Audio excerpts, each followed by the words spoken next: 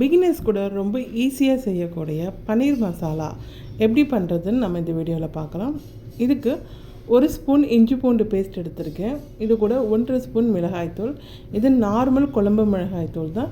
இது கூட கொஞ்சமாக மஞ்சள்தூள், தேவையான அளவு உப்பு சேர்த்துட்டேன். இதை நல்லா பிசைஞ்சு மசாலாவில் பைண்ட் பண்ணி வச்சுக்கலாம். இது கூட நான் இன்றைக்கி 200 கிராம் அளவுக்கு பன்னீர் சேர்த்துக்க போகிறேன். பன்னீரெலாம் எடுத்துகிட்டு ஒரு நார்மல் சைஸ் க்யூபாக கட் பண்ணி வச்சுருக்கேன். அந்த பன்னீரை இப்போ நான் இந்த மசாலா கூட சேர்த்துக்க போகிறேன். சேர்த்துட்டு அதையும் கொஞ்சம் நல்லா அந்த மசாலாலாம் நல்லா ஸ்ப்ரெட் ஆகிற மாதிரி நல்லா மேரினேட் பண்ணி அதை எடுத்து வச்சுக்கணும்.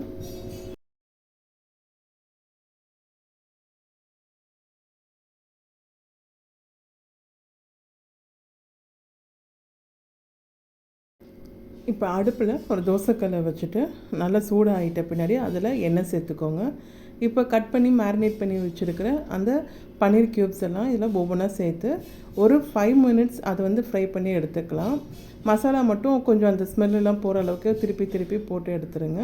நம்ம அதுக்கு 5 மினிட்ஸ்க்கு மேலே வச்சோம் அப்படின்னா ஒரு மாதிரி ரப்பர் மாதிரி ஆகிடும். அதனால் மீடியம் ஃப்ளேமில் நார்மலாக இதை குக் பண்ணி எடுத்துக்கலாம்.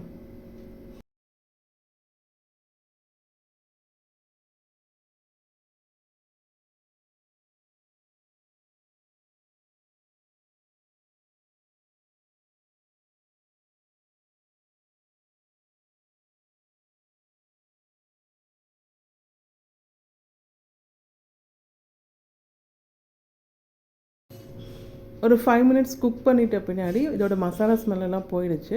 பன்னீரும் ஃப்ரை ஆகிடுச்சு. இப்போ இந்த ஃப்ரை பண்ண பன்னீர் க்யூப்ஸ் எல்லாம் தனியாக ஒரு தட்டில் எடுத்து வச்சுக்கலாம்.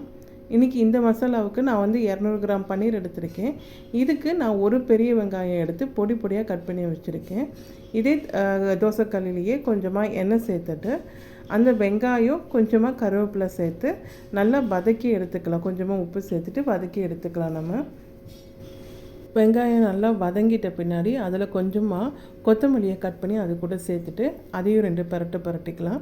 இப்போ இந்த வெங்காயத்தில் நம்ம ஆல்ரெடி ஃப்ரை பண்ணி வச்சுருக்க பன்னீர் க்யூப்ஸை போட்டு ஒரு 2 தடவை நல்லா பரட்டி எடுக்கணும். அவ்வளவுதான், ஈஸியான பன்னீர் மசாலா ரெடி. இது உண்மையிலே நம்ம இந்த புரட்டாசி மாதத்தில் நான்வெஜ் சாப்பிடாதவங்க இதெல்லாம் சாப்பிட்டீங்க அப்படின்னா அப்படியே நான்வெஜ்ஜுக்கு ஈக்குவலாகவே இருக்கும். நல்ல டேஸ்ட்டாக இருக்கும். நீங்கள் ட்ரை பண்ணி பாருங்கள். இது பருப்பு சாதம், ரசம் சாதம், லெமன் ரைஸ், வெரைட்டி ரைஸ் இது எல்லாத்துக்குமே ஒரு நல்ல சைட் டிஷ்ஷாக இருக்கும்.